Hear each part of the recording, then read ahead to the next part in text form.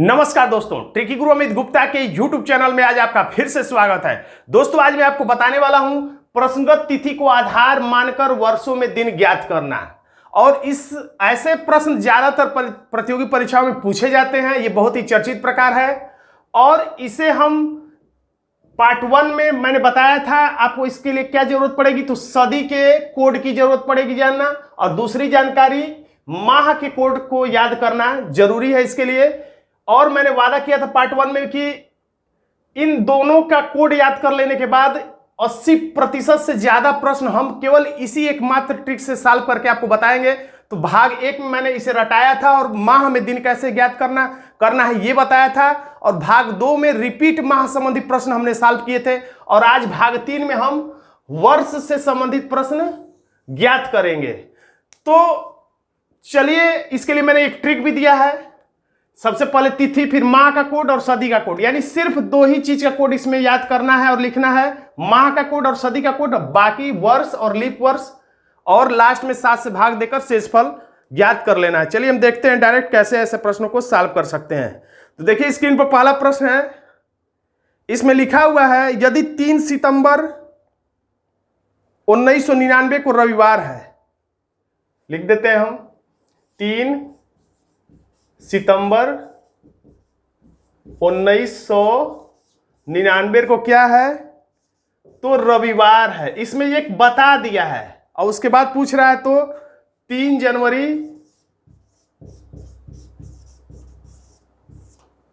2000 को, सन 2000 को कौन सा दिन होगा। तो देखिए इसी को प्रश्नगत तिथि को आधार बनाकर कहने का मतलब है कि डायरेक्ट ये नहीं पूछा कि 3 जनवरी सन 2000 को कौन सा दिन होगा, एक डेट का दिन बता दिया है उसके बाद पूछा है। तो प्रश्नगत तिथि को, यानी कि जरूर एक 3 सितंबर 1999 को रविवार ही था, तो कुल मिला के मान के चलना है कि 3 सितंबर 1999 को यदि रविवार हो तो उसी हिसाब से 3 जनवरी सन 2000 को कौन सा दिन होगा। तो बहुत ही आसान तरीका है और इसी ट्रिक से हम अधिकांश प्रश्नों को सॉल्व करेंगे और इस प्रश्न को भी सॉल्व करेंगे। तो देखिए 3 को हम लोग 3 ही लिख देंगे। और सितंबर का कोड क्या है, तो देखिए यहां पर सितंबर का कोड क्या है, क्योंकि लीप वर्ष हो या साधारण वर्ष हो, केवल जनवरी और फरवरी के कोड में ही अंतर आता है। तो सितंबर में कोई दिक्कत नहीं है, तो सितंबर का कोड हम 5 यहां पे लिख लेते हैं। और दूसरा, अब हमें क्या लिखना है, यहां से देखिए तिथि लिख दिया हमने 3 और माह का कोड हमने लिख दिया 5। अब सदी का कोड क्या होता है, तो सदी का कोड का मतलब इसको हम क्या पढ़ेंगे 1900, यानी शुरू वाला जो है 2 अंक उसको लिख के इसमें डबल 0 लगा दिए, तो ये क्या हो गया 1900। तो आपको 1900 लिखना नहीं, बस आप समझ लीजिए इसको क्या पढ़ते हैं 1999। तो 1900 का मतलब सदी, तो यही है 19 मतलब 1999, यानी 1900 का कोड क्या होगा, तो उंगली पर मैंने बताया था 16 17 18 19 6 4 2 0, यानी 1900 का कोड है यहां पर 0। अब प्लस अब क्या लिखना है, वर्ष को लिख देना है, यानी कि 99 को बस, यानी शुरू का 2 अंक का कोड और उसके बाद जो अंतिम 2 अंक है उसको लिख देना है। और लिखने के बाद देखिए क्या करना है, इसी वर्ष में 4 का भाग देकर क्या लिखना है, तो भागफल लिखना है, शेषफल नहीं। शेषफल केवल 7 से भाग देते समय लिखना है। अब 99 में हम क्या करेंगे, 4 का भाग देंगे। तो देखिए 99 में अगर हम 4 का भाग देंगे तो क्या होगा, 4 दूना के 8 और 4 चौके 16। तो यहां पर हमें नहीं कुछ समझना है कि क्या रहा है, यहां पे देखना है कि क्या रहा है, तो 24। तो 99 यानी कि 24 लीप वर्ष, यानी कि कहने का मतलब 99 सालों में 24 हमें लीप वर्ष प्राप्त होगा, यही हमें लिखना है। यानी इस वर्ष में 4 का भाग देकर भागफल हमें लिख देना है, बस साधारण सी बात यह है। अब मैंने आपको एक 7 शेषफल ट्रिक भी बताया था, 7 शेषफल ट्रिक। तो इसमें मैंने बताया था कि जब भी आपको दिन प्राप्त हो तो दिन में 7 का भाग देकर शेषफल लिख देना चाहिए, आपकी गणना छोटी हो जाएगी। तो 99 बड़ी संख्या, इसको छोटा करना है तो हम इसे 7 से भाग देंगे और शेषफल लिखेंगे।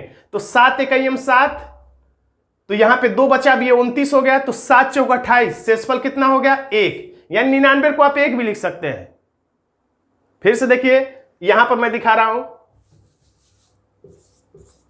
7 शेषफल विधि का मतलब 7 से भाग दिए, 7 एकम 7, यहां पे 2 बचा, यहां पे 9, फिर 7 चौक 28, तो यहां पर क्या बचा, इससे यहां पर क्या बचा 1, तो इसी पर ध्यान ले जाना है। तो यही 1 है, यानी कि 7 से भाग देना है और हमें शेषफल लिख लेना है। इससे आपको जोड़ने में जो है वो छोटी संख्या रहेगी और आपको आसानी से जोड़ने में आसानी रहेगी। यहां पे 7 त्रिक 21, 22, 23, 24, यानी शेषफल 3, तो ये लिख लीजिए।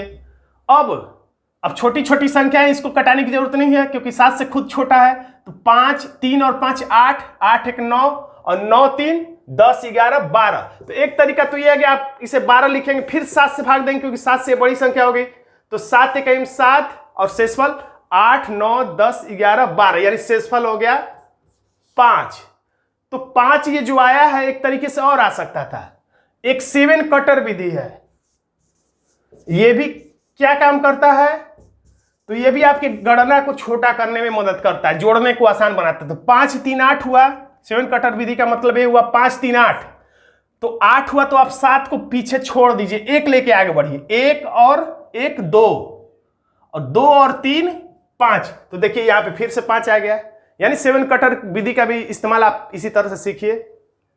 तो ये जो 5 आया, तो हम कह सकते हैं कि 5 बराबर क्या प्राप्त हो गया हमें, रविवार, यानी रविवार का कोड क्या हो गया 5, या हम कह सकते हैं 5 बराबर रविवार। 5 बराबर, देखिए 5 है, 5 का कोड यानी कि रविवार का है, यानी 5 बराबर रविवार हम समझ सकते हैं। अब इसी तरह इसको लिखेंगे, तो 3, देखिए तिथि को हमने लिख लिया 3। अब माह यानी जनवरी का कोड, तो चूंकि ये लीप वर्ष है तो याद रखिएगा जब लीप वर्ष रहे तो जनवरी का कोड में से -1 कर देते हैं। तो 0 को हम, आपको पता ही होगा कि हम 7 भी लिख सकते हैं, कैलेंडर में 0 लिखिए या 7 लीजिए, कोई लिखिए, कोई दिक्कत नहीं। तो इसे जब 7 लिखेंगे तो 7 में से 1 निकालेंगे तो क्या हो जाएगा, जनवरी का कोड 6, यही फरवरी का होता है, तो 3 के बदले हम 2 लिखते हैं। तो यहां पर जनवरी का कोड हम क्या लिखेंगे 6, या आप रट लीजिए कि लीप वर्ष में जनवरी का कोड 6 और फरवरी का कोड 2 हो जाता है, या ये रट लीजिए कि बस जनवरी और फरवरी के कोड में से -1 कर लेना है। अब ये शुरू का 2 अंक, तो 20 और इसमें डबल 0 लगा दी, यानी कि ये 20,100 है, या 2000 का ही है, या 20,100।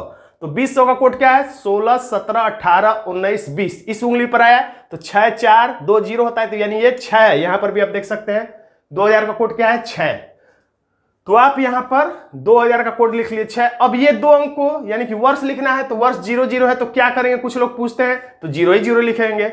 ये भी कुछ लोग कमेंट में पूछते हैं कि अब 00 में लीप वर्ष कितना लिखेंगे, तो 00 में लीप वर्ष क्या आएगा, तो 00 यानी कुछ नहीं आएगा, या लिखने की कोई जरूरत नहीं है। अब 6 6 12 13 14 15, यानी टोटल ये 15 हो गया। अगर फिर इसमें 7 से भाग देंगे, 7 दूना के 14, 2 मत लिखिएगा क्योंकि ये भागफल है, 7 दूना के 14 और शेषफल कितना 1। जब भी आप गलती से भागफल लिख लेंगे 7 से भाग देते समय, तो आपका प्रश्न गलत हो जाएगा। 4 से भाग देते समय भागफल और 100 से 7, 100 से शेषफल, यानी 7 से भाग देते समय शेषफल पर ध्यान ले जाइए और 4 से भाग देते समय भागफल पर ध्यान ले जाइए। यहां पर 1 आ गया है। तो अब एक तरीका 7 कटर विधि से अगर इसको हम लोग करते तो 3 और 6 9, 7 को हम लोग छोड़ देते, कितना लेके आगे बढ़ते 2, तो 2 और 6 8, तो 8 है, तो अब हम फिर 7 को पीछे छोड़ देंगे, 1 लेकर आगे बढ़ेंगे, तो डायरेक्ट देखिए 1 आ गया, हमें 15 भी लिखने की जरूरत नहीं पड़ती। तो अब यहां पे ये पता चल गया हमें कि 5 बराबर रविवार, तो 1 बराबर क्या होगा, मैथ की तरह आप सॉल्व करके सोचिए।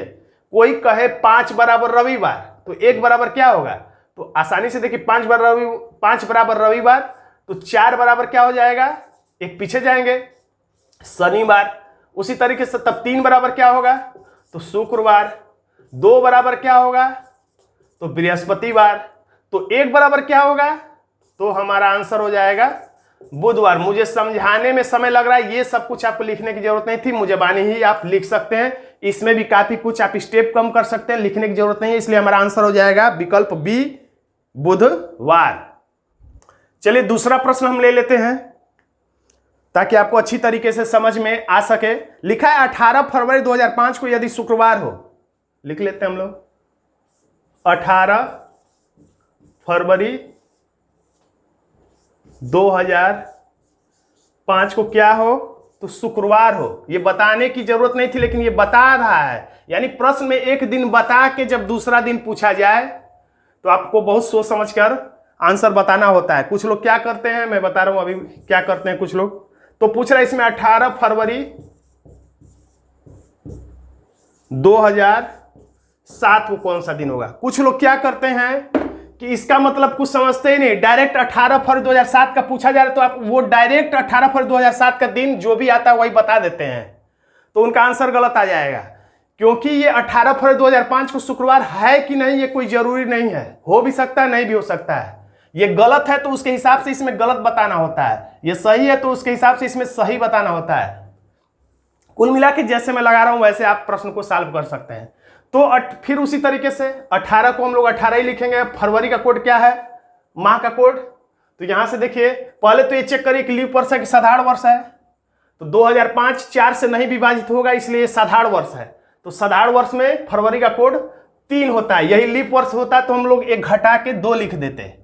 केवल जनवरी और फरवरी में ही माइनस से करना है लीप वर्ष में, बाकी कोई महीने की बात रहेगी तो लीप वर्ष हो चाहे साधारण वर्ष हो आपको यही कोड लिखना है। अब 2005 इसको बोलते हैं, तो 2000 का कोड क्या होगा, 16, 17, 18, 19, 20 यानी कि 6, वहां पर देख लीजिए 6।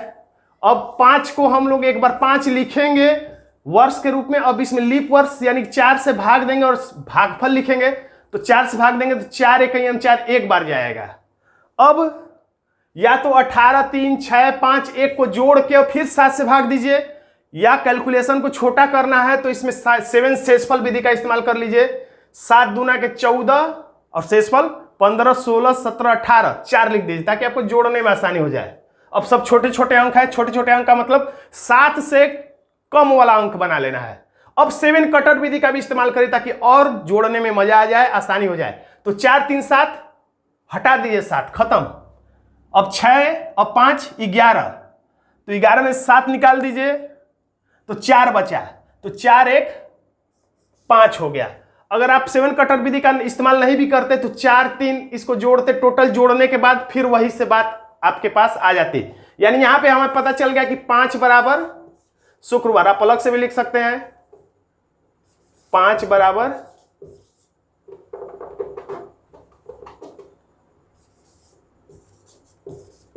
शुक्रवार। अब हम इसका निकालेंगे, 18 को 18 ही लिख देंगे तिथि, देखिए तिथि हमने लिख दिया। अब उसके बाद माह कोड, तो फरवरी का कोड फिर से देखिए चेक करिए लीप वर्ष तो नहीं है, तो ये 4 से अंतिम 2 अंक या पूरा ही कटा लीजिए, अगर नहीं विभाजित हो रहा है यानी साधारण वर्ष है, इसलिए फरवरी का कोड हम फिर से 3 लिखेंगे। अब 2007 है तो 2000 इसको हम क्या बोलेंगे, कुछ लोग 20 समझते हैं लेकिन ये क्या है 20 नहीं है 2007 है, और 2000 का कोड 6 है, तो 2000 के बदले में हमने लिख दिया 6 और 7 07 का मतलब 7 लिख दिया। अब इसमें लीप वर्ष कितना पड़ेगा, तो इसमें 4 से भाग देंगे, भागफल लिखेंगे, तो 4 दूनी के 8 ज्यादा हो गया, तो यानी कि 4 1 4 यानी 1 ही बार जाएगा, तो 1 हमने लिख दिया। अब फिर से 18 को छोटा कर देंगे, 7 दूना के 14, 15, 16, 17, 18 यानी कि 4। अब सब 7 से या 7 से छोटे अंक है, तो 4 3 7 खत्म कर दीजिए 7 कटर विधि से। अब 6 और 7 13, 13 1 14, तो 14 लिखने का मतलब होता है 7 से भाग देंगे, 7 दूना के 14, 2 नहीं, शेषफल कितना होगा 0, याद रखिएगा शेषफल होगा 0। तो अब यहां पे हम क्या करेंगे, अगर 5 बराबर शुक्रवार है तो एक तरीका यह है कि 6 बराबर शनिवार, और 7 कहिए या 0 कहिए तो हमारा आंसर आ जाएगा रविवार। और या तो एक तरीका यह भी है कि आपको नहीं समझ में आ रहा है कि 7 को 0 कैसे माने, तो कोई बात नहीं है, आप उल्टा चल दीजिए। 5 है, 5 बराबर शुक्रवार, यहां पे क्या आया था 0, तो आप ये तो जानते हैं कि 4 बराबर क्या होगा, तो यानी पीछे यानी कि बृहस्पतिवार। 3 बराबर क्या होगा बुधवार। 2 बराबर क्या होगा मंगलवार, और 1 बराबर क्या होगा सोमवार। अब तो मानेंगे आप कि 0 बराबर अब रविवार आएगा, यानी किसी तरीके से जैसे भी आपको समझ में आ जाए, यानी कि हमारा आंसर हो जाएगा रविवार, और इस तरह से हमारा आंसर हो जाएगा विकल्प ए। तो दोस्तों आज का ये छोटा सा वीडियो आपको कैसा लगा कमेंट बॉक्स में जरूर लिखिएगा। वीडियो अच्छा लगे तो वीडियो को लाइक कर दीजिएगा, और अभी तक आपने मेरे चैनल को सब्सक्राइब नहीं किया तो सब्सक्राइब कर दीजिए, क्योंकि ऐसे ही ट्रिकी वीडियो मैं समय समय पर लाता रहता हूं और आगे भी इसी एक ट्रिक के माध्यम से मैं आगे और भी कैलेंडर के प्रश्नों को सॉल्व करने वाला हूं। धन्यवाद दोस्तों।